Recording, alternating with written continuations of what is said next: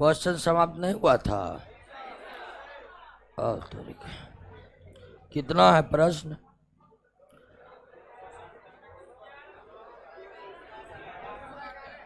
चलिए आज हो जाएगा।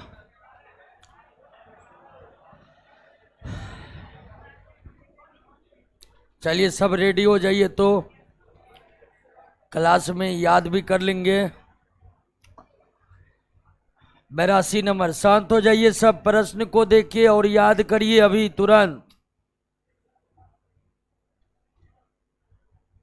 82 निम्नलिखित कथनों पर विचार कीजिए। मुद्रा की पूर्ति एक स्टॉक धारणा है जिसका तात्पर्य किसी एक समय बिंदु पर देश में लोगों के पास कुल मुद्रा के स्टॉक से है। बिल्कुल सही है। मुद्रा की पूर्ति जिसको M1, M2, M3, M4 में मापते हैं वह एक कैसा धारणा है? स्टॉक धारणा है। और ये जो M1, M2, M3, M4 मुद्रा की पूर्ति को मापता है तो इसमें किसका मुद्रा शामिल होता है? लोगों का। सरकार के पास जो मुद्रा है वो M1, M2, M3 में शामिल, वो मुद्रा शामिल होता है जो लोगों के पास है, जनता के पास है। तो पहला कथन बिल्कुल सही है। मुद्रा की पूर्ति में केवल उस स्टॉक को शामिल किया जाता है जो लोगों के पास है। बिल्कुल सही है। मुद्रा की पूर्ति में उस स्टॉक को शामिल नहीं किया जाता है जो मुद्रा आपूर्ति करने वाले यानी सरकार केंद्रीय बैंक के पास। मुद्रा की आपूर्ति सरकार केंद्रीय बैंक दोनों करता है। सरकार 1 रुपए के नोट का करता है, केंद्रीय बैंक RBI सारे नोटों का करता है। तो यहां पर तीनों का तीनों कथन क्या है? सही है। तीनों का तीनों कथन सही है। 82 का हो जाएगा डी।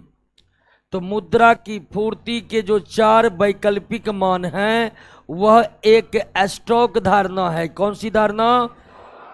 स्टॉक धारणा जो ये मापता है कि किसी निश्चित समय में देश के लोगों के पास कितना मुद्रा पड़ा हुआ है। मुद्रा की पूर्ति के M1 माप के अंतर्गत शामिल होते हैं। M1 माप के अंतर्गत जनता के पास करेंसी मांग जमाए, रिजर्व बैंक के पास अन्य जमाए, मांग जमाए, डिमांड डिपॉजिट। ठीक है ना? तो जनता के पास M1 के अंतर्गत जनता के पास करेंसी मांग जमाए और रिजर्व बैंक के पास अन्य जमाए। मुद्रा के पूर्ति के माप में M2 का क्या तात्पर्य है? तो M1 में जब डाकघरों के बचत खाते के जमा को जोड़ देते हैं तो वो क्या बन जाता है? M2। M1 में जब डाकघर के बचत खाते का जमा जोड़ देते हैं तो वो क्या बन जाता है? M2। मुद्रा पूर्ति के M3 माप में शामिल होते हैं। M3 बराबर होता है M1 प्लस बैंकों के सावधि जमा। बैंकों के सावधि जमा समझ रहे हैं? फिक्स्ड डिपॉजिट अकाउंट में जमा पैसा क्या कहलाता है? सावधि जमा या फिक्स्ड डिपॉजिट।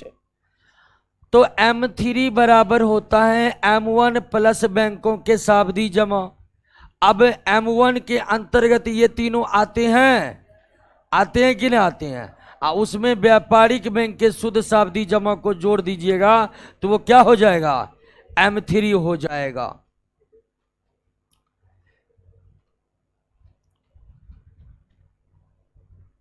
मुद्रा पूर्ति के M1 माप में बैंकों के कुल सावधि जमा जोड़ेंगे तो क्या बनेगा? M3। M1 में डाकघर के बचत खाते का जमा जोड़ेंगे तो वो बनेगा क्या? M2। M1 में जब बैंकों के सावधि जमा फिक्स डिपॉजिट जोड़ेंगे तो वो क्या बनेगा? मुद्रा पूर्ति के M1 में डाकघर के बचत खाते के जमा को जोड़ने पर क्या बनेगा? M2 बनेगा। M4 मापन का तात्पर्य क्या? M4 बराबर होता है M3 प्लस डाकघर की नेशनल सेविंग सर्टिफिकेट को छोड़कर। नेशनल सेविंग सर्टिफिकेट भारत सरकार के द्वारा चलाई गई एक बचत योजना है। यानी कोई व्यक्ति डाकघर से नेशनल सेविंग सर्टिफिकेट खरीद करके अपने लिए बचत बना सकते हैं और इस पर सरकार ज़्यादा ब्याज दर देती है। तो जो मुद्रा की फूर्ति के माप है उसमें डाकघर वाला नेशनल सेविंग सर्टिफिकेट का पैसा शामिल नहीं किया जाता है। M1 माप के अंतर्गत आने वाले आरबीआई के पास अन्य जमाएं के अंतर्गत निम्नलिखित में कौन सी जमाएं शामिल नहीं होता है? दोस्तों आप पढ़े थे कि M1 बराबर होता है जनता के पास करेंसी मांग जमाएं और आरबीआई के पास अन्य जमाएं। M1 माप समझ गए थे ना? पीछे मत देखिए, आगे देखिए, ठीक है ना? बात फिर कर रहे हैं, करें याद हो जाएगा क्लास में तो अच्छी बात है जी, वैसे इकोनॉमिक्स भारी हो जाता है। ध्यान दीजिए, आप इससे पहले समझ चुके हैं कि M1 बराबर होता है, M1 बराबर होता है जनता के पास करेंसी मांग जमाएं और आरबीआई के पास अन्य जमाएं। तो आपसे सवाल पूछा रहा कि आरबीआई के पास अन्य जमाएं में कौन शामिल नहीं होता है?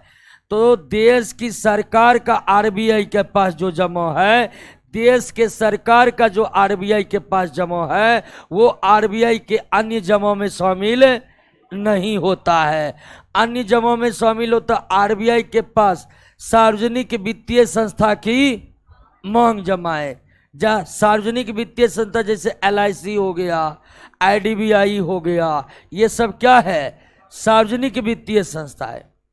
तो जिस तरह जनता का अकाउंट व्यापारिक बैंक में होता है उसी तरह सरकार, विदेशी संस्था जैसे कि अंतर्राष्ट्रीय मुद्रा कोष, इन सब का अकाउंट किसके पास रहता है? आरबीआई के पास रहता है।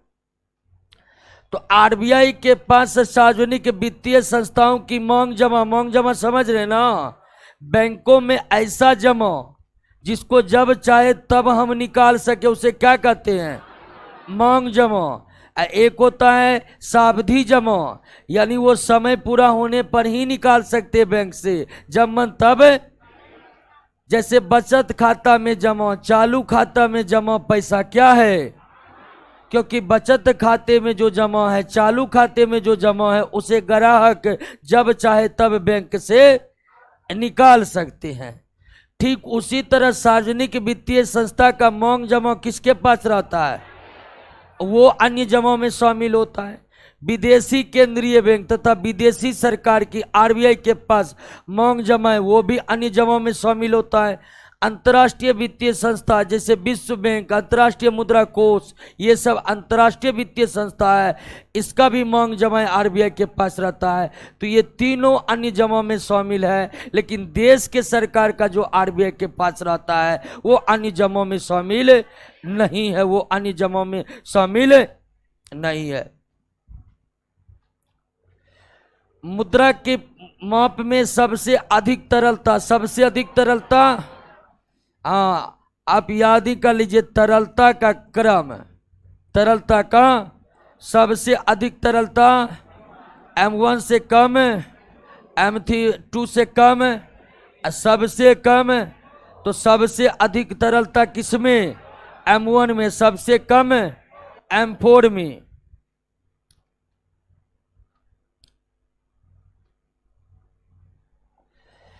मुद्रा की माप का सबसे कम तरलता किसमें? सबसे कम तरलता समझ रहे हैं ना? जैसे कि आपके पास कागजी नोट है ना, वो आप अपने पास रखे हुए हैं, खर्चा करने के लिए हर जगह निकाल के खर्चा करते हैं, है कि नहीं है? तो इसका मतलब कागजी नोट बहुत ज्यादा तरल है। जो मार्केट में जितना फ्लो कर रहा है ना वो उतना ही ज्यादा क्या है? तरल है। जो बैंक में रखा हुआ है वो तरल है। तरल है लेकिन उससे कम जो पैसा मार्केट में है। तो तरलता मतलब अर्थव्यवस्था में कौन ज्यादा प्रवाहित हो रहा है, वो मुद्रा जो अर्थव्यवस्था में ज्यादा प्रवाहित हो रहा है, अर्थव्यवस्था में ज्यादा रन कर रहा है, तो हम कहेंगे उसकी तरलता ज्यादा है। बैंकों के लिए सर्वाधिक उपयोगी मुद्रा कौन होती है, जिसे विस्तृत मुद्रा कहते हैं? M3 को ही क्या कहा जाता है? विस्तृत मुद्रा।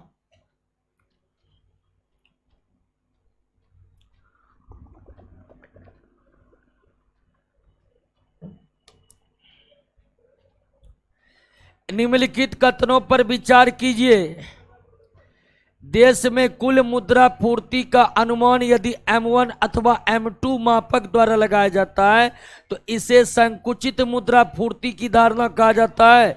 बिल्कुल सही है। M1 M2 मेजरमेंट को भारत का संकुचित मुद्रा पूर्ति की धारणा कहा जाता है और M3 M4 को व्यापक मुद्रा पूर्ति की धारणा कहा जाता है। दोनों कथन क्या है?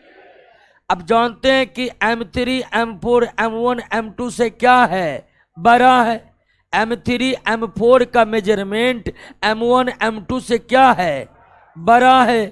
तो इसीलिए बड़ा होने के कारण इस दोनों को व्यापक और छोटा होने के कारण इस दोनों को संकुचित कहा जाता है। दोनों कथन क्या है? मुद्रा पूर्ति के किस मापक को देश का कुल मौद्रिक साधन कहा जाता है? देश का कुल मौद्रिक साधन M3 को कहा जाता है। विस्तृत मुद्रा किसे कहा जाता है? M3 को कहा जाता है। देश का कुल मौद्रिक साधन किसे कहा जाता है?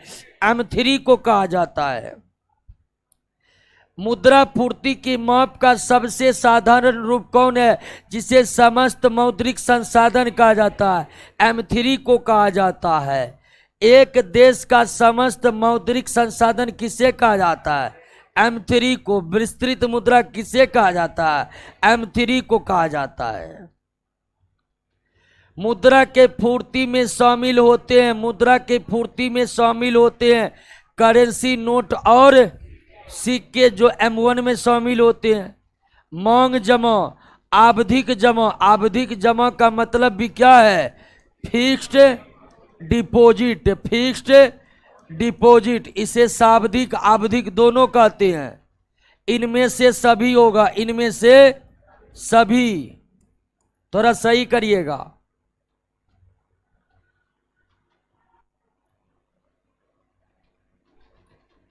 कर लिए? इनमें से सभी शामिल होते हैं कि नहीं? M1 M2 M3 M4 में क्या ये सब शामिल नहीं हो जाते हैं? आधुनिक अर्थव्यवस्था में लोग किन उद्देश्य से मुद्रा धारण करते हैं? यानी आप अपने पॉकेट में पैसा किन किन उद्देश्यों के लिए करते हैं? अंतरण उद्देश्य। अंतरण को अंग्रेजी में ट्रांसफर कहते हैं। ट्रांसफर का मतलब मुद्रा को एक जगह से दूसरे जगह भेजना। क्या इस उद्देश्य से आप अपने पास पैसा रखते भी है? व्यापारिक लेन देन के लिए पैसा रखते भी है? तो इसका मतलब इस उद्देश्य से भी हम लोग अपने पास मुद्रा रखते हैं। सट्टा उद्देश्य से भी रखते हैं। सट्टा का मतलब क्या होता है समझ लीजिए। जब हम खरीदारी मूल्य में उतार चढ़ाव का फायदा उठाने के लिए करते हैं तो उसे अर्थशास्त्र में क्या कहा जाता है?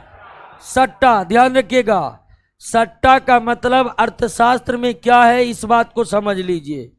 जब किसी वस्तु की खरीदारी मूल्य में उतार चढ़ाव का फायदा उठाने के लिए करते हैं तो उसे क्या कहते हैं? सट्टा कहते हैं। उदाहरण के लिए एक किसान ने अपने गांव का सारा मक्का खरीद कर अपने पास रख लिया, क्योंकि उन्हें आभास था कि आने वाले समय में मक्के की मूल्य में क्या होगी? वृद्धि होगी, तब हम उसे बेचकर ज्यादा पैसा कमाएंगे। एक तरह से ये भी क्या है? सट्टा उद्देश्य। सट्टा उद्देश्य मतलब मूल्य के उतार चढ़ाव का लाभ उठाना, और लेकिन मूल्य उतार चढ़ाव नहीं हुआ तो क्या हो जाएगा? हानि हो जाएगा। सट्टा में हमेशा लाभ नहीं होता है। उदाहरण के लिए जो किसान मकई खरीदा है कि भविष्य में उसमें वृद्धि होगी मूल्य में, और नहीं हुआ तो क्या होगा, हानि होगा। तो इस हेतु भी मुद्रा धारण किया जाता है, खासकर शेयर बाजार में तो इसका बहुत व्यापक उपयोग होते हैं। पूर्वोपाय उद्देश्य, पूर्वोपाय मतलब उद्देश्य, मतलब भविष्य में ऐसे कोई उद्देश्य को पूरा करना है तो इसलिए भी मुद्रा को हम लोग क्या करते हैं, धारण करते हैं। जैसे कि धनतेरस में बुलेट निकालेंगे मान लीजिए, उसके लिए पैसा जमा करे अभी से, तो ये एक प्रकार का क्या है, पूर्वोपाय उद्देश्य। 98 नंबर, निम्नलिखित में किनके योग से सुलभ मुद्रा बनती है।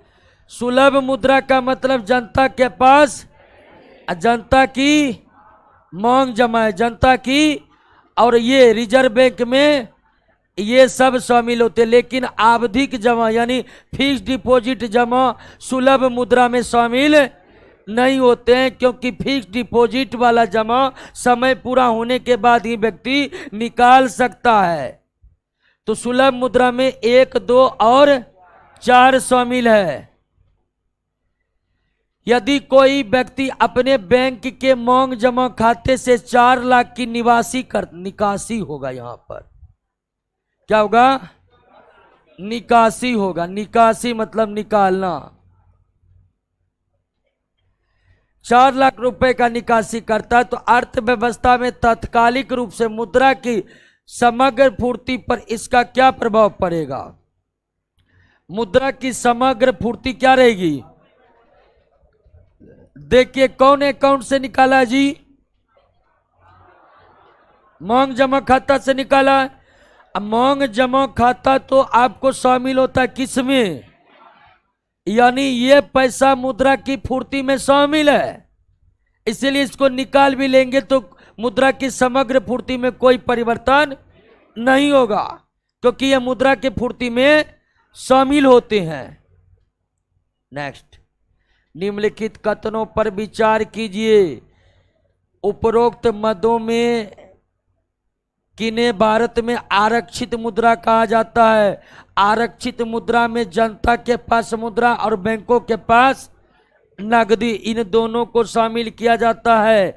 आरक्षित मुद्रा में जनता के पास मुद्रा और बैंकों के पास नकदी, दोनों को शामिल किया जाता है, या यही दोनों मिलकर क्या बनता है दोस्तों, आरक्षित मुद्रा।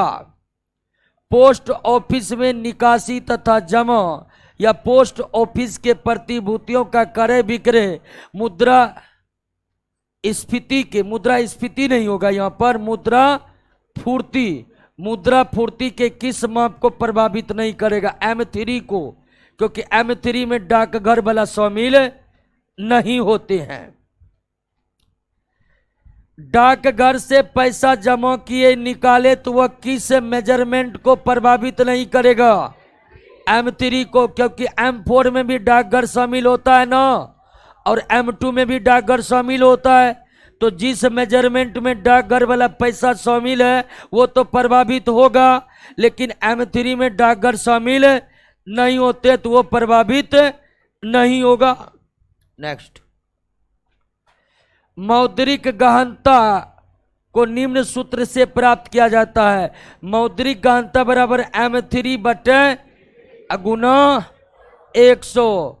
याद रखिएगा सूत्र, मौद्रिक गहनता बराबर M3 बटे GDP गुना 100। संकुचित धन को भारतीय रिजर्व बैंक किस रूप में परिभाषित करता है, तो CU प्लस DD प्लस डाकघर के, CU बराबर हो जाएगा करेंसी, ठीक है, और DD बराबर हो जाएगा डिमांड डिपॉजिट, मांग। तो संकुचित धन बराबर CU प्लस DD प्लस डाकघर के बचत खातों में जमा। CU का मतलब क्या, यहां पर करेंसी, जनता के पास जो कागजी नोट और सिक्के हैं उसे क्या कहते हैं, करेंसी कहा जाता है। करेंसी के जगह जनता के पास मुद्रा उसको भी लिख सकते हैं, यानी इसके बदले यहां पर क्या लिखा जाता है, जनता के पास मुद्रा। जनता जो मुद्रा अपने पास रखती है कागजी नोट और सिक्के के रूप में, उस मुद्रा को क्या कहा जाता है, करेंसी कहा जाता है। और मांग जमा समझ गए ना, मांग जमा किसे कहते हैं, डाकघर या बैंकों में लोगों का ऐसा जमा जिसे वो जब चाहे तब, उसे क्या कहते हैं, मांग जमा। अर्थव्यवस्था का मौद्रीकरण की आय किस सूत्र द्वारा ज्ञात की जाती है, मौद्रीकरण की आय बराबर M1 बटे GDP गुना 100। मौद्रिक गहनता बराबर होता है M3 बटे GDP गुना 100, और मौद्रीकरण बराबर या मौद्रीकरण की आय बराबर M1 बटे GDP गुना 100। किसी देश की मुद्रा का दूसरी देश की मुद्रा के सापेक्ष मूल्य में सरकारी तौर पर जानबूझकर कमी लाना क्या कहलाता है, अवमूल्यन। यानी देश की मुद्रा का वैल्यू विदेश की मुद्रा के तुलना में घटाना क्या कहलाता है। उदाहरण के लिए मान लीजिए दोस्तों कि $1 बराबर, ठीक है, $1 बराबर 80 रुपया होता है, कितना, लेकिन सरकार कह दे कि नहीं $1 बराबर अब 80 नहीं होगा बल्कि $1 बराबर होगा कितना, 92। तो यहां पर हमने क्या किया, अपने मुद्रा का मूल्य जानबूझकर कम कर दिया। पहले $1 के लिए हमें कितना देना पड़ता, अब कितना देना पड़ रहा है, मतलब रुपये का वैल्यू क्या हो गया है, कम हो गया है।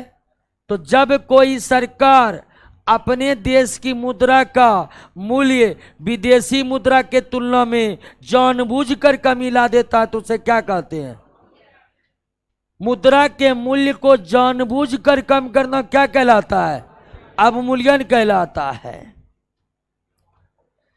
अवमूल्यन से क्या तात्पर्य, अवमूल्यन से तात्पर्य है विदेशी मुद्रा की तुलना में स्वदेशी मुद्रा के मूल्य को घटाना। भुगतान संतुलन, भुगतान संतुलन समझ रहे हैं, यहां पर एक शब्द क्या है, भुगतान संतुलन। आयात निर्यात का लेखा जोखा ही भुगतान संतुलन कहलाता है। एक देश आयात भी करता है और तो हर देश के पास समझिए एक डायरी है, हर देश के पास एक डायरी है जिसमें ये नोट है कि कितना आयात हुआ है कितना, उसी के लेखा जोखा क्या कहलाता है। तो भुगतान संतुलन वास्तव में क्या है, लेखा जोखा, जिसको अंग्रेजी में अकाउंटिंग कहते हैं। अंग्रेजी में क्या कहते हैं, अकाउंटिंग। तो एक देश जो विश्व के शेष देशों के साथ व्यापार करता है आयात अर्थात आयात और उसी के लेखा जोखा को क्या कहते हैं, क्लियर हो गया ना। तो भुगतान संतुलन के विपरीत होने की दशा में, भुगतान संतुलन होने की विपरीत दशा का मतलब आयात ज्यादा हो गया है, निर्यात कम है। अगर आपसे कोई कह रहा है कि किसी देश का भुगतान संतुलन विपरीत हो गया है तो आयात ज्यादा हो गया है निर्यात, और इसको ठीक करने के लिए क्या किया जाता है, अवमूल्यन। अवमूल्यन का उद्देश्य होता है आयात को घटा देना, निर्यात को। निम्नलिखित कथनों पर विचार कीजिए, सरकारी तौर पर जानबूझकर स्वदेशी मुद्रा का मूल्य विदेशी मुद्रा के मूल्य से कम करना अवमूल्यन कहलाता है। बिल्कुल सही है। मांग पूर्ति, मांग पूर्ति के शक्ति के क्रियाशीलन के कारण अगर स्वदेशी मुद्रा के मूल्य में कमी आती है तो इसे मूल्य ह्रास कहते हैं। बिल्कुल सही है। अगर सरकार जानबूझकर मुद्रा के मूल्य में कमी किया है तो वो कहलाएगा, लेकिन डिमांड सप्लाई के कारण, मांग और पूर्ति के कारण मुद्रा के मूल्य में कमी आई है तो उसे क्या कहते हैं? मुद्रा अवमूल्यन का उद्देश्य होता है आयात को हतोत्साहित कर निर्यात को प्रोत्साहित करना, आयात स्थानापन्न वस्तु के उत्पादन को प्रोत्साहन देना। यहां पर एक शब्द है आयात स्थापन। आयात स्थापन का मतलब विदेश से जो सामान मंगाते हैं उस सामान का देश में ही उत्पादन करवाना क्या कहलाता है? आयात स्थानापन्न वस्तु के उत्पादन। आयात स्थानापन्न वस्तु के उत्पादन का मतलब हुआ कि जिन वस्तु का हम आयात कर रहे हैं उन वस्तु को आयात करने के स्थान पर उसका देश में ही क्या करेंगे? उत्पादन करेंगे। यही है आयात स्थानापन्न वस्तु। आयातित वस्तु के स्थान वाले वस्तु का देश में ही उत्पादन करना। निम्नलिखित कथनों पर विचार कीजिए। भारतीय मुद्रे का पहली बार अवमूल्यन 19 दिसंबर 1949 को किया गया, सही है। और दूसरा बार अवमूल्यन 5 जून 1966 को किया गया और तीसरा बार किया गया 1991 में। उसके बाद कभी अवमूल्यन नहीं किया गया। यानी भारत में अब तक 3 बार अवमूल्यन हुआ है। पहला अवमूल्यन 1900, दूसरा अवमूल्यन 1900 और तीसरा अवमूल्यन 1900। तीसरा कथन कर वर्ष 1949 तथा 1966 में अवमूल्यन के समय भारत में स्थिर विनिमय दर प्रणाली लागू थी, सही है। स्थिर विनिमय दर प्रणाली का मतलब क्या है? स्थिर विनिमय दर प्रणाली का मतलब $1 कितना रुपया होगा ये सरकार तय करता है। कौन तय करता है? तब इसे क्या कहते हैं? लेकिन $1 बराबर कितना रुपया होगा ये बाजार खुद तय करने लगे तो उसे क्या कहते हैं? उसे कहते हैं बाजार आधारित विनिमय प्रणाली या मांग आधारित विनिमय दर। विनिमय का मतलब होता है कि एक करेंसी के बदले दूसरे करेंसी की कितनी मात्रा आपको मिलेगी। रुपया को डॉलर में बदलना या डॉलर को रुपया में बदलना ही क्या कहलाता है? विनिमय। अब विनिमय दर 2 प्रणाली होता है, एक मांग आधारित विनिमय दर प्रणाली और दूसरा स्थिर दर विनिमय प्रणाली। रुपये के बराबर कितना डॉलर होगा या कितना पाउंड होगा ये सरकार खुद अपने से तय करे, यानी आरबीआई खुद अपने से तय करे तो उसे क्या कहेंगे? लेकिन वर्तमान में स्थिर दर प्रणाली लागू। अभी $1 1 पाउंड बराबर कितना रुपया होगा ये सरकार या आरबीआई नहीं तय करती, बल्कि कौन तय करती है? बाजार स्वयं तय कर लेती है। मांग और पूर्ति के शक्ति के अनुरूप जिस दिन डॉलर का मांग अधिक होगा तो उसका वैल्यू भी ज्यादा हो जाएगा, जिस दिन डॉलर का मांग घट जाएगा उस दिन उसका वैल्यू भी क्या हो जाएगा? घट जाएगा। इस तरह के विनिमय दर प्रणाली को क्या कहते हैं? तो ध्यान रखिएगा कि अवमूल्यन केवल तब किया जा सकता है जब विनिमय प्रणाली कैसा हो? जब विनिमय प्रणाली बाजार आधारित हो तो उसमें अवमूल्यन नहीं किया जा सकता। अवमूल्यन का मतलब होता है सरकार के द्वारा मुद्रा के मूल्य को जानबूझकर घटाना। सरकार ऐसा तब कर सकती है जब विनिमय दर को सरकार स्वयं निर्धारित करे। अगर विनिमय दर का निर्धारण बाजार के शक्ति के अनुसार होता है, सरकार के द्वारा नहीं होता है, तो सरकार जानबूझकर उसके मूल्य को कम कर पाएगी? तो अवमूल्यन किसी भी देश में तब ही किया जा सकता है जब विनिमय दर प्रणाली क्या हो? वर्तमान में किसी भी देश का विनिमय प्रणाली स्थिर, वो किस पर आधारित है? यानी वर्तमान समय में किसी के लिए अवमूल्यन करना संभव नहीं है। अब तक भारतीय रुपये का कितनी बार 3 बार 1949, 1966 और 1991। निम्नलिखित कथनों पर विचार कीजिए। भारतीय रुपये का अंतिम बार अवमूल्यन 1991 में हुआ। बिल्कुल सही है। वर्ष 1991 में भारतीय रुपये का अवमूल्यन 2 चरणों में हुआ। पहला चरण 1 जुलाई, दूसरा चरण दोनों का दोनों कथन क्या है? निम्नलिखित में कौन एक सही नहीं है? मुद्रा का अवमूल्यन एवं अधिमूल्यन। मुद्रा के मूल्य को जानबूझकर घटाना क्या कहलाता है? अब मुद्रा के मूल्य को जानबूझकर बढ़ाना अधिमूल्यन। अवमूल्यन घटाना अधिमूल्यन। मौद्रिक अधिकारी उस स्थिति में कर पाता है जब देश में स्थिर विनिमय दर प्रणाली लागू हो। बिल्कुल सही है। जब मुद्रा का विनिमय दर मांग पूर्ति के शक्ति के अनुरूप तय होता है या बाजार के शक्ति के अनुरूप तय होता है तो मुद्रा का अवमूल्यन अधिमूल्यन करना व्यवहारिक नहीं होगा। बिल्कुल सही है।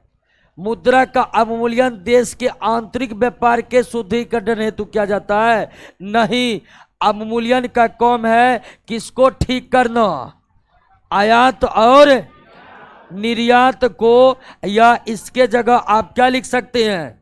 भुगतान संतुलन।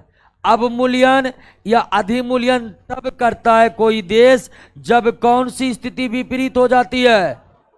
यानी आयात अधिक हो जाता, निर्यात।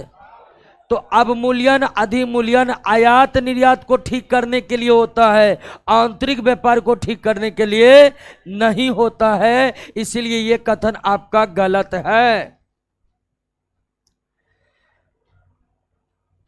अवमूल्यन उस स्थिति में सफल नहीं होगा जब अन्य देश भी प्रतिरोध में अपनी मुद्रा का अवमूल्यन कर दे। बिल्कुल सही है। अगर एक देश आयात निर्यात की स्थिति को ठीक करने के लिए अवमूल्यन करता है लेकिन देखा देखी में बगल का देश भी ऐसा कर दे, तब किसी को कोई फायदा नहीं होगा। किस वित्तीय वर्ष में भारतीय रुपए का 2 बार अवमूल्यन हुआ? 1991 में, 91-92 में। भारतीय रुपए का सर्वाधिक अवमूल्यन 1966 में किया गया।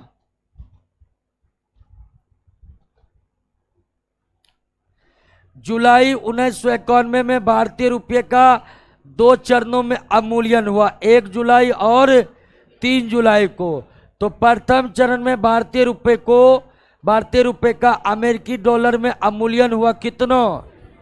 यानी भारतीय रुपये के वैल्यू को कितना घटाया गया? 20%। अवमूल्यन के कारण अवमूल्यन करने वाले देश तथा अन्य देश के आंतरिक मूल्य स्तर पर कोई प्रभाव नहीं पड़ता है। बिल्कुल सही है।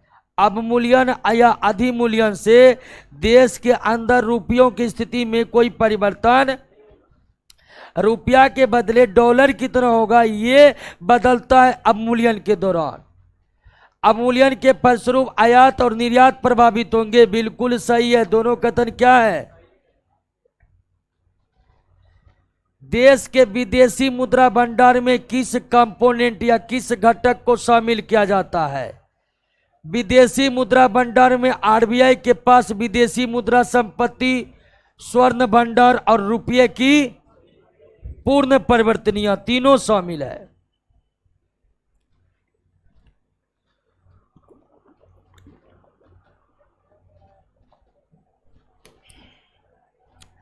अब यहां पर देखिए कि रुपये की पूर्ण परिवर्तनीयता, इसका मतलब हुआ कि भारतीय रुपये को डॉलर में बदल देना, भारतीय रुपये को पाउंड में बदल देना, भारतीय रुपये को दिनार में बदल देना। जब भारतीय मुद्रा को अन्य विदेशी मुद्रा में परिवर्तित कर दे तो इसे हम क्या कहते हैं? रुपये की पूर्ण परिवर्तनीयता। और वर्तमान में भारतीय रुपये को आप डॉलर में, पाउंड में, दिनार में आसानी से बदल सकते हैं, क्योंकि $1 बराबर कितना रुपए होगा, 1 पाउंड बराबर कितना रुपए होगा, ये हर दिन बाजार में मांग और पूर्ति की शक्ति के अनुरूप तय होते रहता है। भारतीय मुद्रा का पूर्ण परिवर्तन बनाया गया 1993-94 केंद्रीय बजट में।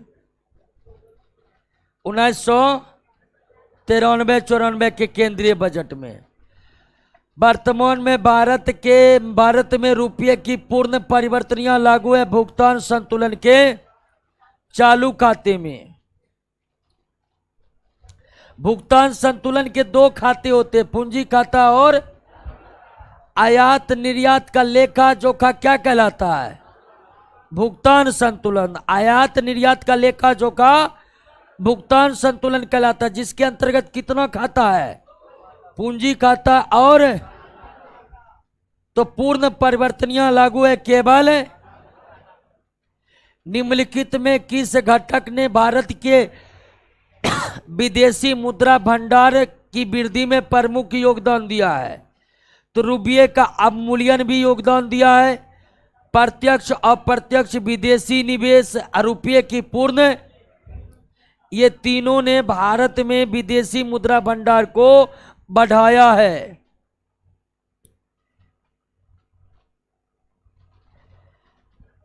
भारत में 92-93 के बजट में व्यापार खाता पर रुपये की आंशिक परिवर्तनियां घोषित की गई थी।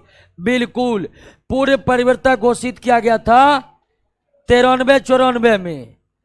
28 फरवरी 1994 के पेश हुए बजट में चालू खाता पर रुपये की पूर्ण परिवर्तन की घोषणा हुई, परंतु आरबीआई इसे 19 अगस्त 1994 को लागू किया। तीनों कथन सही है, तीनों कथन सही है, तीनों कथन को रट लेना है। भारतीय मुद्रा का आधिकारिक विनिमय दर किससे संबंधित है? तो चुनी हुई विदेशी मुद्रा के समूह से। भारत सरकार या आरबीआई समय समय पर विदेशी मुद्रा को चिन्हित कर देता है कि इस मुद्रा में भारतीय रुपये का विनिमय दर किया जाएगा। भारत की विदेशी मुद्रा आरक्षित निधि में निम्नलिखित में कौन सा समूह शामिल होते हैं? भारत की विदेशी मुद्रा आरक्षित निधि में निम्नलिखित में कौन सा समूह शामिल होते हैं? तो विदेशी मुद्रा परिसंपत्ति, विश्व बैंक का ऋण, ये शामिल नहीं होता है। ऋण जो है वो विदेशी मुद्रा आरक्षित धन नहीं है। विदेशी मुद्रा परिसंपत्ति आरबीआई द्वारा धारित एसडीआर ये शामिल होता है। एसडीआर यानी special drawing, special drawing rights. अंतर्राष्ट्रीय मुद्रा कोष ने हर देश को एक निश्चित धन निकालने की अनुमति प्रदान की है। ध्यान दीजिएगा, अंतर्राष्ट्रीय मुद्रा कोष हर देश को एक निर्धारित मात्रा में मुद्रा निकालने की इजाजत देती है, जिसे क्या कहते हैं? एसडीआर। और एसडीआर भी किसी देश की विदेशी मुद्रा आरक्षित निधि में शामिल होता, लेकिन विदेशी मुद्रा आरक्षित निधि में किसी भी प्रकार का ऋण शामिल नहीं होगा। दोस्तों, अर्थव्यवस्था में प्रचलित मुद्रा को प्रतिबंधित कर उसके स्थान पर नई मुद्रा जारी करना क्या कहलाता है? विमुद्रीकरण। पुरानी मुद्रा के जगह नई मुद्रा जारी करना क्या कहलाता है? विमुद्रीकरण। सरकार किन समस्याओं से निपटने हेतु विमुद्रीकरण का सहारा लेती है? भ्रष्टाचार, काला धन, आतंकवाद, जाली मुद्रा सब। भारत में प्रथम विमुद्रीकरण किया गया दोस्तों 1 जनवरी 1946 को। उस समय जॉर्ज पंचम का चित्र नोट पर से हटाने के लिए विमुद्रीकरण किया गया था। आरबीआई द्वारा सर्वप्रथम 1938 को 10,000 रुपये का नोट छापा गया और इस 10,000 रुपये नोट को 1978 में पूरी तरह से क्या कर दिया गया। 10,000 का नोट पूरी तरह से बंद हुआ 1978 में। भारत सरकार ने रुपये का विमुद्रीकरण का सहारा लिया 1996 में, नहीं 1946 में, 2000, तब इसका आंसर होगा डी। विमुद्रीकरण अब तक 3 बार किया गया। ऑप्शन ए में 1996 के जगह 1946 करिए। 1946 में किया गया, 1978 और 2016 वाला तो आप भी देखे होंगे। क्या 8 नवंबर 2016 को हुए विमुद्रीकरण के फलस्वरूप कौन सा नोट विधिग्राह्य नहीं रहे। 500 और 1000। 2000 तो नया नोट लाया गया था। जनवरी 1978 में भारत सरकार द्वारा किस नोट को विमुद्रित किए गए। सब 1000 भी, 5000 भी, 10,000 भी। 10,000 को बंद कर दिया गया, 1000 5000 के जगह नया नोट लाया गया 1978 में। हल्ला मत करिए। आयकर विभाग के 100वीं वर्षगांठ पर भारत सरकार द्वारा 150 रुपए का सिक्का निर्गमित किया गया था। इनकम टैक्स डिपार्टमेंट के 100 वर्ष पूरे होने के उपलक्ष्य में भारत सरकार ने 150 रुपए के सिक्के विमोचित किए थे। किस वित्तीय वर्ष के बजट में वित्त मंत्री ने यह घोषणा की कि रिजर्व बैंक डिजिटल रुपया निर्गत करेगा जो ब्लॉक चेन मेथड पर आधारित होगा। 22-23 में डिजिटल रुपया निकल चुका है। देखे हैं? नहीं देखे हैं? अब आरबीआई डिजिटल रुपया निकाल चुका है। जैसे आपके पॉकेट में नोट रहता है ना, अब आपके वॉलेट में डिजिटल रुपया रहेगा और उस डिजिटल रुपया को पे करने के लिए आपको जिस बैंक की कोई आवश्यकता, जैसे करेंसी खर्चा करते तो बैंक की कोई आवश्यकता है, लेकिन जब फोन पे या अन्य कोई यूपीआई आधारित पेमेंट सिस्टम का यूज करते हैं तो उसमें बैंक की जरूरत पड़ती है। लेकिन डिजिटल रुपया डिजिटल लेन देन होगा लेकिन बिना बैंक का होगा, उसमें बैंक की कोई आवश्यकता। स्मार्ट मनी किसके लिए यूज होता है? क्रेडिट कार्ड के लिए। अर्थव्यवस्था की वह अवस्था जिसमें मुद्रा का मूल्य गिर जाता है, कीमतें बढ़ जाती, उसे क्या कहते हैं? मुद्रास्फीति के दौरान बाजार में वस्तु की कीमत में क्या होती है? वृद्धि होती है। अर्थव्यवस्था में मुद्रास्फीति उत्पन्न होने का कारण मुद्रा की आपूर्ति में वृद्धि है, मांग में, उत्पादन में कमी या स्थिरता, ये सब के सब है।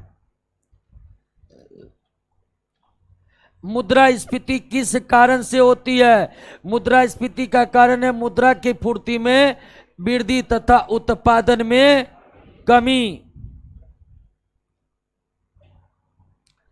निम्नलिखित पर विचार कीजिए। अर्थव्यवस्था में दीर्घकाल में सामान्य कीमत स्तर में वृद्धि मुद्रास्फीति कहलाता है।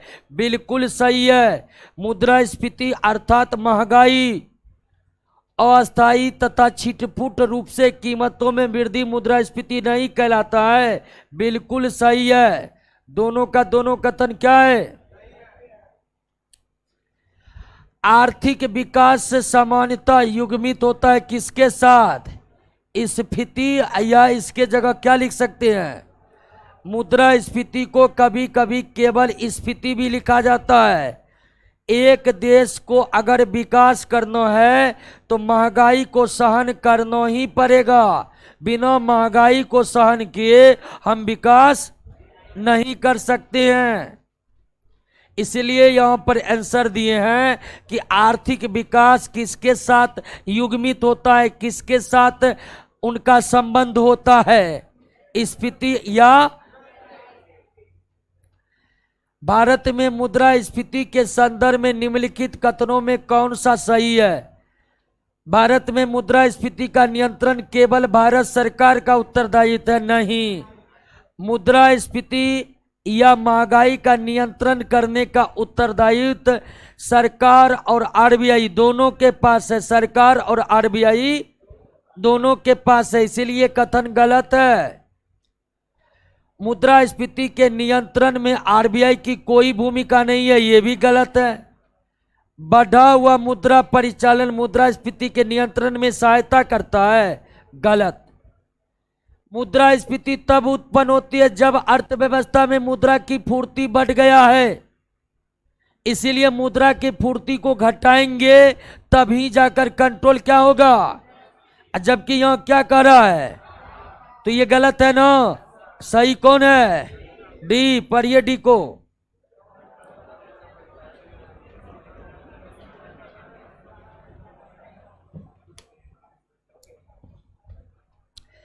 किस अर्थशास्त्री ने यह प्रतिपादित किया कि अर्थव्यवस्था में मुद्रास्फीति की स्थिति तभी जन्म लेगी जब पूर्ण रोजगार की स्थिति प्राप्त हो जाए? John Maynard. पूर्ण रोजगार का मतलब सबको रोजगार नहीं है। पूर्ण रोजगार का मतलब जितना काम करने के लिए चाहिए उतना लोग काम करने में लगे हुए हैं, इसको कहते हैं पूर्ण रोजगार। अगर एक देश में काम करने वाले की जरूरत है, मान लीजिए कितना, अब 5,000 लोग काम कर रहा है, तो हम कहेंगे क्या? पूर्ण रोजगार। तो पूर्ण रोजगार का मतलब सबको रोजगार नहीं है। पूर्ण रोजगार का मतलब जितना रोजगार होनी चाहिए उतना रोजगार है।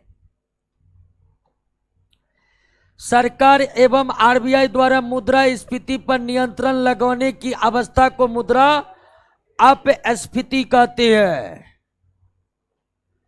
अर्थव्यवस्था में मुद्रास्फीति के ठीक विपरीत स्थिति क्या कहलाती है? मुद्रा संकुचन। अर्थव्यवस्था में मुद्रा संकोचन के दौरान कीमत स्तर में क्या आती है? गिरावट। मुद्रास्फीति की दर क्या हो जाती है? और मुद्रा के मूल्य क्या होने लगता है? बढ़ने लगता है। जब अर्थव्यवस्था में मंदी और मुद्रास्फीति दोनों साथ साथ हो तो उसे क्या कहते हैं? स्टैगफ्लेशन कहते हैं। निम्नलिखित पर विचार कीजिए। सरकार तथा आरबीआई द्वारा मुद्रास्फीति पर नियंत्रण लाने की अवस्था को मुद्रा अपस्फीति कहते हैं। बिल्कुल सही है। मुद्रा संकुचन पर नियंत्रण लगाने की अवस्था को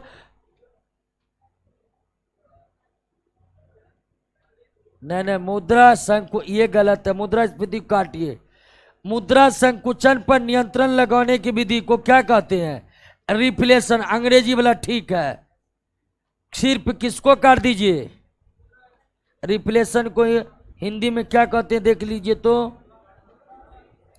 मुद्रा, तो यह मुद्रा स्फीति नहीं होगा, मुद्रा संस्फीति होगा।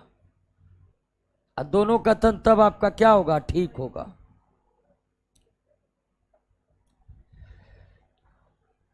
मुद्रास्फीति के उच्च दर और बेरोजगारी का उच्च दर क्या कहलाता है एक साथ? स्टैग। जब अर्थव्यवस्था में एक साथ मुद्रास्फीति मुद्रा संकुचन दोनों हो तो उसे क्या कहते हैं? स्क्यूफ्लेशन कहते हैं। क्या कहते हैं? निम्नलिखित कथनों पर विचार कीजिए। मुद्रास्फीति की दर बेरोजगारी दर के बीच समानुपाती संबंध है, व्युत्क्रमानुपाती संबंध।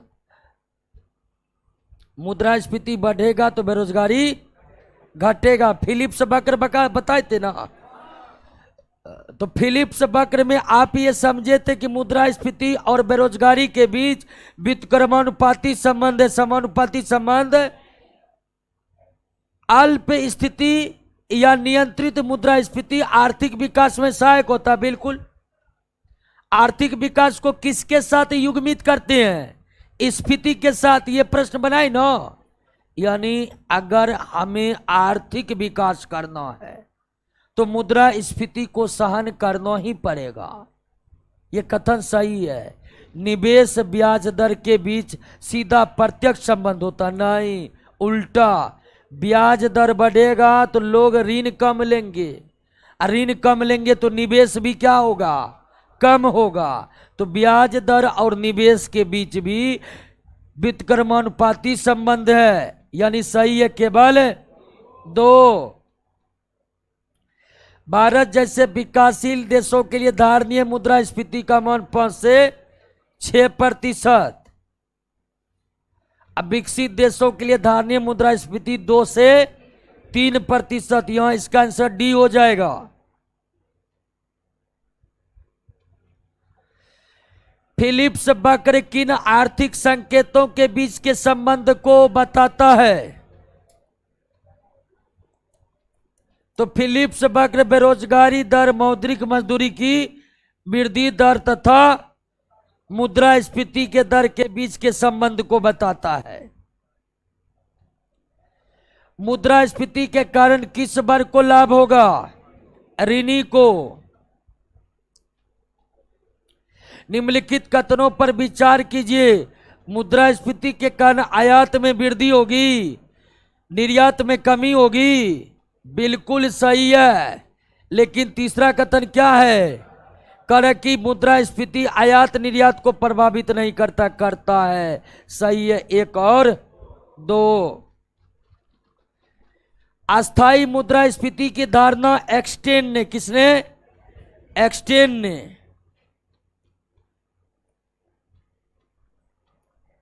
एक्सटेन थोड़ा मिस्टेक से लिखा हुआ है। भारतीय रिजर्व बैंक किस प्रकार के उत्पाद से संबंधित मुद्रास्फीति के दर को कोर स्फीति के रूप में लेता है? तो कोर स्फीति के रूप में लेता है विनिर्मित गैर खाद्य उत्पाद, जैसे कि साबुन, शैम्पू, ये सब क्या है? विनिर्मित गैर खाद्य उत्पाद। निम्नलिखित में कौन मुद्रास्फीति के प्रभाव के अंतर्गत नहीं आता है? और आता है। मुद्रास्फीति बढ़ने से क्या क्या होगा? सार्वजनिक व्यय में वृद्धि होगी, बचत में कमी होगी, करारोपण में वृद्धि होगी, सार्वजनिक ऋण में वृद्धि होगी। साहब, महंगाई बढ़ेगा तो सरकार का खर्चा बढ़ेगा कि नहीं? खर्चा बढ़ेगा तो बचत में क्या आएगी? कमी आएगी। करारोपण में वृद्धि होगा। करारोपण यानी सरकार मुद्रास्फीति के दौरान टैक्स को क्या करता है? बढ़ाता है। मुद्रास्फीति क्या हुआ जी? निकलने तो जाएगा तो।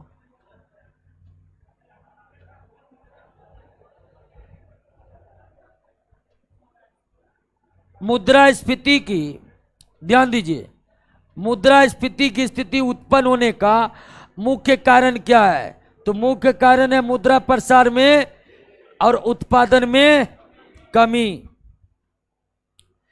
मुद्रास्फीति को नियंत्रित करने के लिए उत्तरदायी है भारत सरकार की राजकोषीय नीति, आरबीआई की। मुद्रास्फीति को निम्नलिखित में किसके द्वारा रोका जा सकता है? सरकारी व्यय में कटौती, प्रत्यक्ष कराधान में, अब बचत का, तीनों। मुद्रास्फीति को अस्थायी रूप से किस प्रकार नियंत्रित किया जाता है? अस्थायी रूप से नियंत्रित करने के लिए मुद्रा आपूर्ति की वृद्धि पर क्या करना होगा? नियंत्रण करना होगा।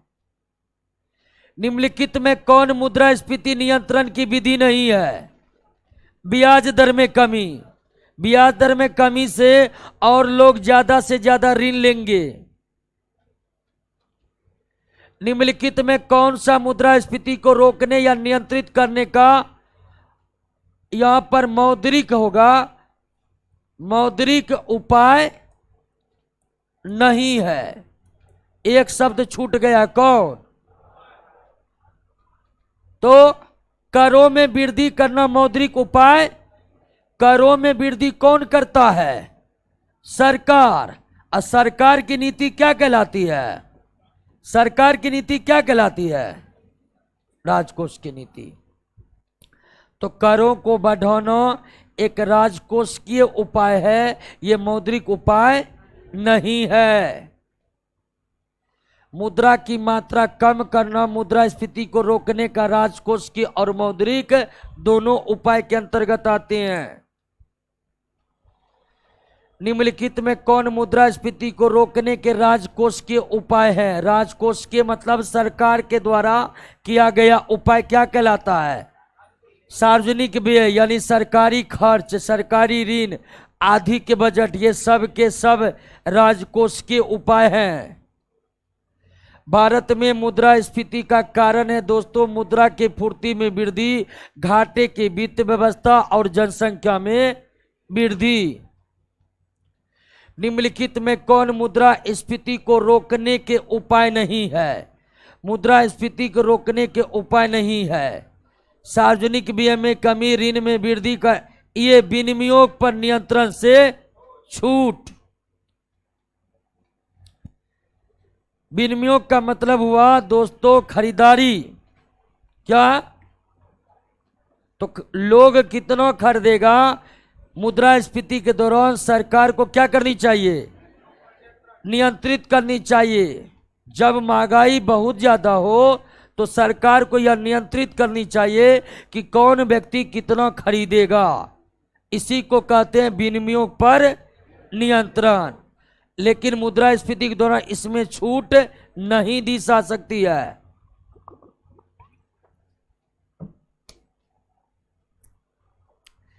भारतीय अर्थव्यवस्था के संदर्भ में मांग प्रेरित मुद्रास्फीति या उसमें वृद्धि किन कारणों से होता है? मांग प्रेरित मुद्रास्फीति का कारण विस्तारकारी नीतियां, राजकोष के प्रोत्साहन, मुद्रास्फीति सूचकांक मजदूरी, ये नहीं है, उच्च क्रय शक्ति, उच्च क्रय शक्ति 1, 2 और 4। मांग प्रेरित मुद्रास्फीति यानी जब वस्तु के मांग में बढ़ोतरी होती है तो वस्तु की कीमत क्या होने लगता है? बढ़ने लगता है। इस तरह के मुद्रास्फीति को क्या कहते हैं? उसका कारण पहला क्या है? यानी सरकार की नीति ही है कि लोग ज्यादा से ज्यादा खर्च करें। समझे कि नहीं समझे? सरकार की नीति ही ऐसी रहती है कि लोग ज्यादा से ज्यादा खर्च करें। राजकोष के प्रोत्साहन यानी सरकार के द्वारा प्रोत्साहन, जैसे 2 रुपए किलो गेहूं देंगे, सब्सिडी देंगे, फ्री में ये देंगे वो देंगे, इससे भी मांग क्या हो जाती है? बढ़ जाती है। उच्च क्रय शक्ति, कुछ लोगों में खरीदने का पावर ज्यादा है, वो भी किसको बढ़ा देता है? तो मांग प्रेरित मुद्रास्फीति कारण 1, 2 और 4 है। जॉन मेनार्ड किन्स के अनुसार मुद्रास्फीति का मुख्य कारण है समग्र मांग या कुल मांग में वृद्धि।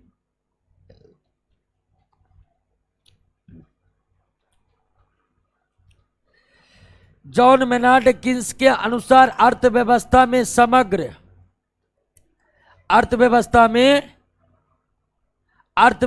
के समग्र मांग या कुल मांग के अंतर्गत क्या थे? उपभोग, व्यय, निवेश तथा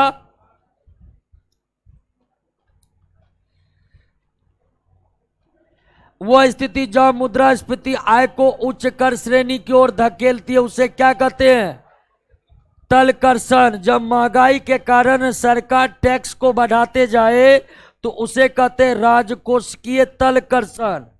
महंगाई या मुद्रास्फीति के कारण करों के दर में होने वाली वृद्धि को राजकोष के तलकर्षण कहते हैं।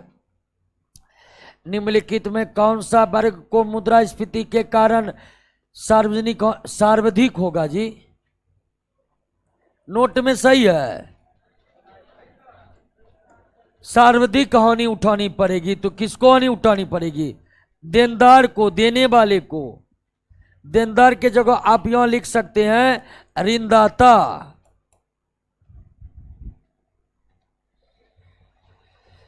घाटे की वित्त व्यवस्था के बारे में बताए थे जी। अगर वो फ्लॉप हो गया तो क्या आएगा? मुद्रास्फीति, महंगाई। कोर मुद्रास्फीति पद से तात्पर्य है कोर मुद्रास्फीति को तात्पर्य है खाद्य और ऊर्जा सहित, खाद्य ऊर्जा छोड़कर किसी अर्थव्यवस्था के अंदर कुल मुद्रास्फीति। नेक्स्ट, मूल स्फीति में क्या शामिल होता है? मूल स्फीति में केवल शामिल होता औद्योगिक उत्पाद, ऊर्जा और खाद्य शामिल, तेल और गैस ऊर्जा के न स्रोत हैं।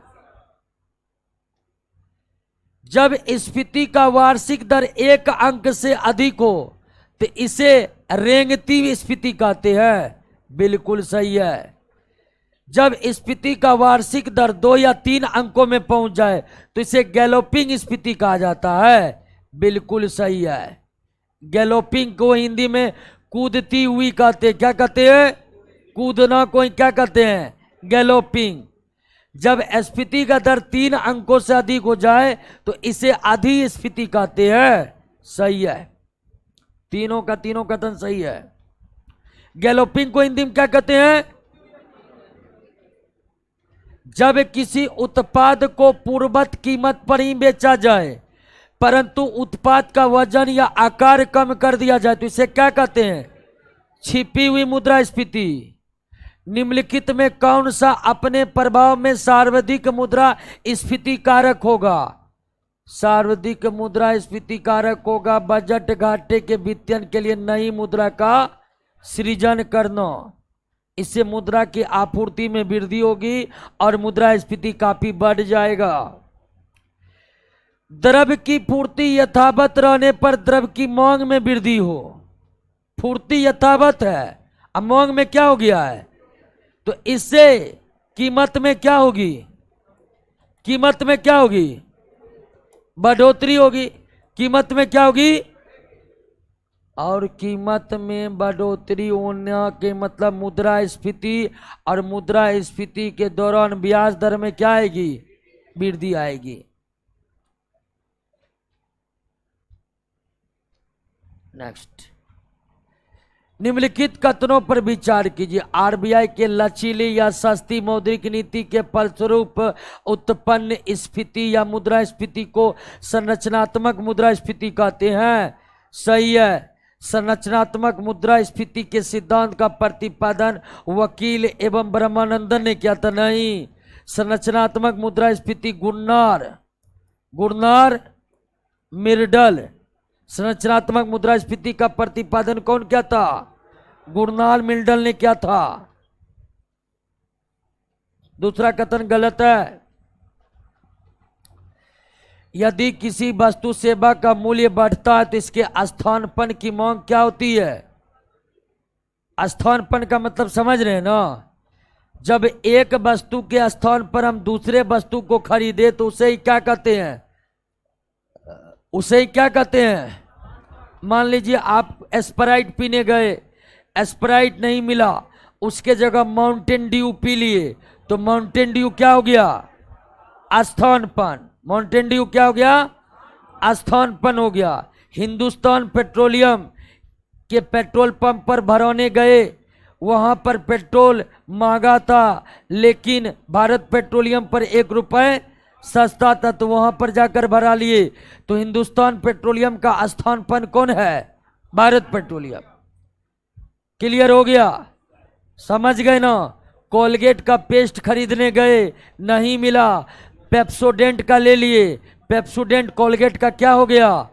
स्थानापन्न हो गया। समझ रहे ना? तो स्थानापन्न समझ गए ना? तो स्थानापन्न, एक वस्तु का मूल्य बढ़ता है तो स्थानापन्न की मांग क्या होती है? यानी स्प्राइट के कीमत में वृद्धि होगी तो लोग स्प्राइट पीना कम कर देंगे और माउंटेन ड्यू पीना शुरू कर देंगे, जिससे उसकी मांग में क्या हो जाएगी? स्फीति दर में होने वाली तीव्र वृद्धि का आरोप कभी कभी आधार प्रभाव पर लगाया जाता है। यह आधार प्रभाव क्या है? आधार प्रभाव का मतलब हुआ कि विगत वर्ष की कीमतों का स्फीति दर के गणना पर आया पिछले वर्ष के मुद्रास्फीति का इस वर्ष के कीमतों पर जो प्रभाव पड़ता है उसे ही आधार प्रभाव कहते हैं। भारत में मुद्रास्फीति के दर आमतौर पर निम्नलिखित में किसके उतार चढ़ाव के संदर्भ में मापी जाती है? दोनों सूचकांक के आधार पर, थोक कीमत सूचकांक और निम्नलिखित में कौन सा भारत में मुद्रास्फीति आंकड़े का सबसे प्रचलित माप है? थोक मूल्य सूचकांक। थोक मूल्य सूचकांक के संदर्भ में कौन एक सही नहीं है? थोक मूल्य सूचकांक की गणना केंद्रीय सांख्यिकी कार्यालय के द्वारा की जाती है, ये सही नहीं है। थोक मूल्य सूचकांक के आधार पर मुद्रास्फीति का गणना उद्योग एवं वाणिज्य मंत्रालय का आर्थिक सलाहकार परिषद करता है। भारत में थोक कीमत सूचकांक में किस मद का भार अधिकतम है? विनिर्मित उत्पाद। ये देखिए, फाड़ दिए जी नोट को, गजब स्थिति है। हाँ। सबको लगता है नौकरी आसान है इस तरह से। क्या लगता है नौकरी कर लीजिएगा इस तरह आदत रहेगा तो? कभी न, इसको बदलिए। थोक मूल्य सूचकांक, थोक मूल्य सूचकांक के साथ साथ उपभोक्ता मूल्य सूचकांक के आधार पर मुद्रास्फीति का आकलन कब से प्रारंभ हुआ? निम्नलिखित कथनों पर विचार कीजिए। खाद्य मूल्य का उपभोक्ता कीमत सूचकांक में भार उनके थोक कीमत सूचकांक में दिए गए भार से अधिक है, सही है। थोक कीमत सूचकांक सेवाओं के मूल्यों में होने वाले परिवर्तन को नहीं पकड़ता जैसा उपभोक्ता कीमत सूचकांक करता, ये भी सही है। थोक मूल्य सूचकांक में किसी भी प्रकार के सेवा को शामिल नहीं किया गया है। सेवा शामिल है केवल किसमें? उपभोक्ता कीमत सूचकांक में। भारतीय रिजर्व बैंक अब मुद्रास्फीति के मुख्य मान हेतु तथा प्रमुख नीतिगत दरों का निर्धारण और परिवर्तन हेतु थोक कीमत सूचकांक को अपना लिया है। सबके सब कथन सही है। थोक मूल्य सूचकांक के आधार पर समग्र मुद्रास्फीति के मासिक आधार पर जारी किए जाने वाले आंकड़े को क्या कहते हैं? हेडलाइन मुद्रास्फीति। निम्नलिखित में कौन औद्योगिक कामगार के लिए उपभोक्ता कीमत सूचकांक निकालता है? श्रम ब्यूरो। भारत में कर्मचारियों के महंगाई भत्ते का निर्धारण किससे होता है? उपभोक्ता मूल्य कीमत स्तर में ऐसी वृद्धि जो समग्र मांग के स्थिर बने रहने के बावजूद भी अकस्मात पूर्ति में भारी कमी के कारण पैदा होती है, तो इसे कहते हैं बोटल नेक मुद्रास्फीति।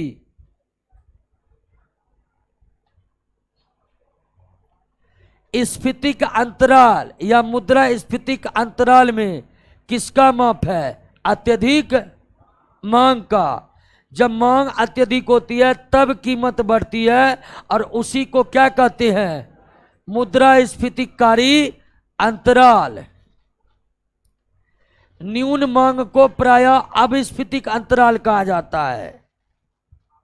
न्यून मांग यानी मांग का कम होना क्या कहलाता है? अविस्फीतिक अंतराल।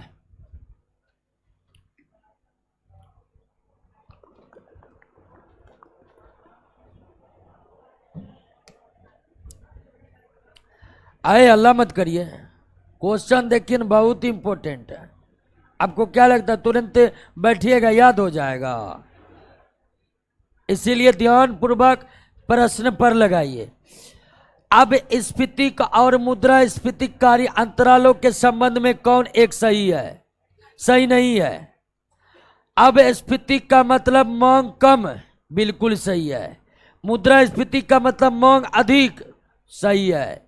निवेश के मांग में कमी के कारण अपस्फीति का मतलब समझ गए ना? मांग बढ़ना स्फीतिक अंतराल या मुद्रास्फीतिक अंतराल, अब मांग घटना तो ये भी सही है। अब स्फीतिक अंतराल के कारण आउटपुट रोजगार और मूल्य स्तर में वृद्धि होती नहीं। अब स्फीति के दौरान मांग गिर जाती है, मूल्य स्तर में कमी आती है, गलत। नेक्स्ट, अधिक मांग या मुद्रास्फीति को ठीक करने के लिए कौन सा उपाय उचित नहीं है? आयात को बढ़ाना महंगाई रोकने का उपाय नहीं है दोस्तों। अतिरिक्त मांग उत्पन्न होने के निम्नलिखित में कौन कारण हो सकते हैं? सार्वजनिक व्यय में वृद्धि यानी सरकारी खर्च में वृद्धि, मुद्रा के पूर्ति में वृद्धि और करों में कमी। ये सब ऐसी उपाय हैं जिससे लोगों के पास मुद्रा की मात्रा बढ़ती है और वे मांग को बढ़ा देते हैं।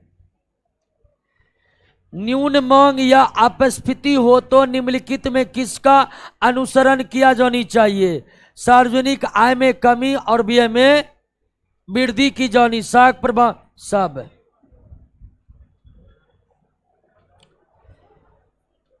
निम्नलिखित आए फिर आए काय अलग हो रहा है जी? हल्ला मत करिए, शांति बनाकर रखिए।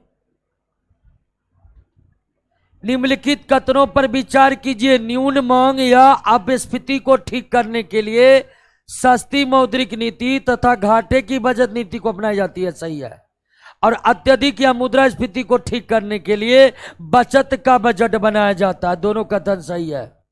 अब बजट वाला चैप्टर अलग है, बजट वाले चैप्टर को पढ़ेंगे ना तब ये क्वेश्चन और अच्छा से समझ में आएगा।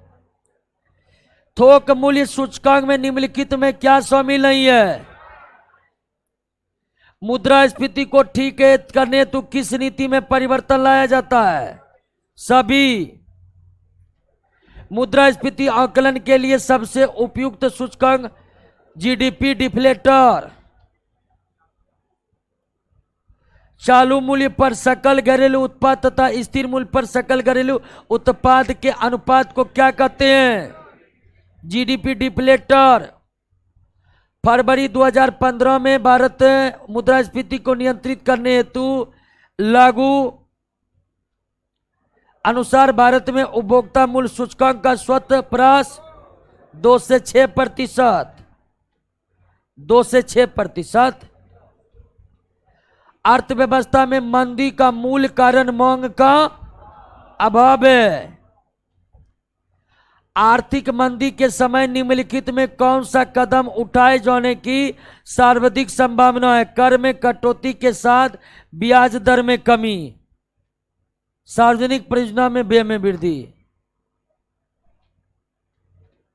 इसका आंसर बी होगा। मंदी का मतलब मांग का घटना, मंदी का मतलब मांग का, और उसको ठीक करने के लिए मांग को क्या करना पड़ेगा? और मांग बढ़ाने के लिए वो नीतियां अपनानी पड़ेगी ताकि लोगों के पास मुद्रा अधिक से अधिक हो। इसके लिए करों में कमी करनी पड़ेगी और ब्याज दर घटाना पड़ेगा, लेकिन ऐसा ऑप्शन कोई नहीं है। इसलिए यहां पर सही होगा सार्वजनिक परियोजनाओं पर व्यय में वृद्धि। ओकुन के नियम के अनुसार बेरोजगारी दर में 1% वृद्धि होने पर जीडीपी में, सही है। ओकुन के नियम के अनुसार जीडीपी में 2% गिरावट होने से बेरोजगारी में 1% वृद्धि, सही है। नहीं, ये गलत है। एक बार चेक कर लीजिए ओकुन के नियम को। हाइपर इन्फ्लेशन का सबसे पहले चर्चा किसने की? केगन ने। जब मुद्रास्फीति का दर 3 अंकों में पहुंच जाए तो उसे क्या कहते हैं? Hyper inflation. निम्नलिखित में विचार कीजिए। अन्य बातें अपरिवर्तित रहने पर भी किसी वस्तु के लिए बाजार मांग बढ़ सकती। यदि स्थानापन्न वस्तु की कीमत बढ़ा तो भी बाजार मांग क्या होगा? पूरक वस्तु नहीं होगा। वस्तु घटिया किस्म की है और उपभोक्ताओं की आय में वृद्धि हो तो मांग घट जाए, इसका होगा एक और। मांग बढ़ने का कारण है वस्तु के स्थानापन्न की कीमत बढ़ना और उस वस्तु का कीमत। अमेरिकी बाजार में महामंदी का दौर कब शुरू हुआ? 1929। क्लियर हो गया? चलिए, लगभग आपका आधा इकोनॉमिक्स समाप्त हो गया है। फोटो खींच रहा है, ऐ लड़का क्या कर रहा है जी? गजब स्थिति है। मोबाइल से फोटो खींचने से नौकरी होगा जी? दिमाग में फोटो खींचना पड़ेगा। ध्यान दीजिए दोस्तों, अगर किन्हीं को ये लग रहा है कि हल्का फुल्का पढ़ाई करने से, इधर उधर कॉपी उल्टा लेने से, 1 घंटा घर पर बैठकर पढ़ लेने से नौकरी हो जाएगा, सचेत हो जाइए दोस्तों। समझे कि नहीं समझे? आपको है गजब, पहला दूसरा तीसरा चौथा चैप्टर खत्म हो गया। चारों चैप्टर का क्वेश्चन याद है ना? अब 5वां चैप्टर ले लिए। 5वां कुल 9 चैप्टर है। कुल कितना चैप्टर है? जिसमें 5वां और उसके बाद 2 बड़ा बड़ा चैप्टर है। तो 5वां चैप्टर सब ले लिए। तो अगला क्लास में 5वां चैप्टर शुरू करेंगे। पहले लड़की लोग को निकलने दीजिए।